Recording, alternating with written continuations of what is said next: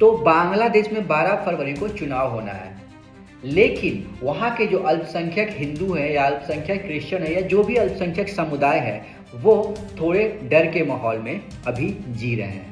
उनका कहना है कि वो वोट देना तो चाहते हैं और एक ऐसी सरकार चाहते हैं जो अल्पसंख्यक हिंदू, अल्पसंख्यक क्रिश्चियन या अल्पसंख्यक जो भी समुदाय वहाँ पे है उनकी सुरक्षा की व्यवस्था सरकार कराए।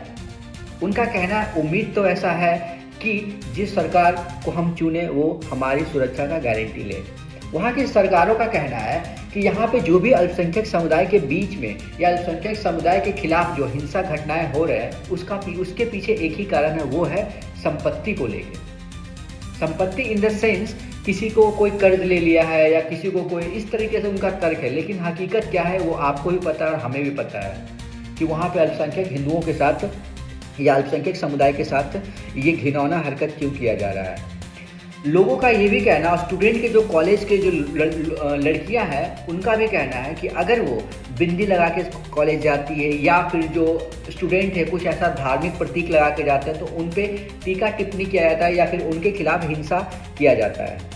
वहाँ के बहुत सारे टीचर्स हैं जो हिंदू समुदाय से हैं, उनका ये कहना है कि स्कूल में या कॉलेज में ऐसा माहौल बन गया है कि डेली जाना मुश्किल हो गया है, मतलब सोसाइटी में ऐसा माहौल बन गया है। तो उनका यही कहना है, पढ़े लिखे जो समुदाय हैं जो भी है अल्पसंख्यक में, उनका कहना है कि हम ऐसी सरकार चाह रहे हैं जो अल्पसंख्यकों को थोड़ी राहत दे या जो बेसिक चीज़ें होती है वो तो सरकार एटलीस्ट प्रोवाइड करवाए। हालांकि बांग्लादेश में अभी दो पार्टी जो है, एक जमात और एक बीएनपी, ये दोनों जो है अभी ऐसा लग रहा है कि चुनावी रेस में यही दोनों भाग रहे हैं। चुनावी रेस में अभी यही दोनों भाग रहे हैं ऐसा लग रहा है। लेकिन आपको भी पता है और हमें भी पता है कि जिस तरीके से बांग्लादेश का अभी स्थिति है, ऐसा लग रहा है कि वहाँ पे कट्टरपंथ सरकार ही बनेगी। और ये इतिहास गवाह है कि कोई भी देश अगर संविधान से नहीं चला है तो उस देश का हमेशा बेड़ा गर्क हुआ है। चाहे वो पाकिस्तान का ले लो या फिर मुस्लिम कंट्री जितने भी हैं, मिडिल ईस्ट का में जितने भी हैं या फिर जो साउथ जोन में या जो भी हैं, उनका स्थिति बहुत ज़्यादा खराब हुआ है। क्योंकि देश तो संविधान से चलता है ना, कट्टरपंथ से संविधान नहीं चल सकता। जब तक देश के नागरिकों को या इंडिया में भी अभी स्थिति बहुत ज़्यादा खराब हो गया है। यहाँ पे हिंसक घटनाएं नहीं हो रही है, बट यहाँ पे एक नफरत का जो माहौल है ना वो बनाया जा रहा है हिंदू मुस्लिमों के बीच में।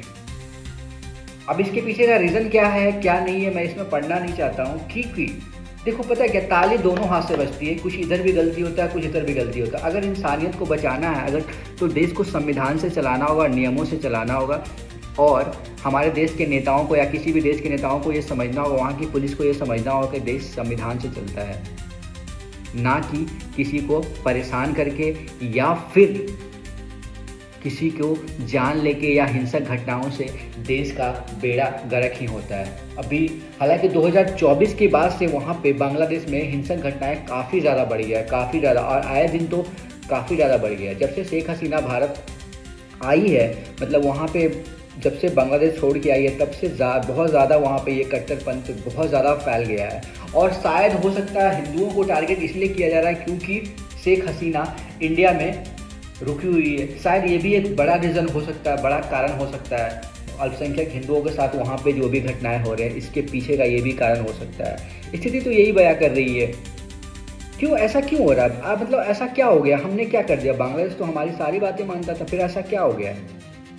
और इसका नतीजा ये भी हो रहा है कि बांग्लादेश की नज़दीकियाँ चाइना से बढ़ रहा है,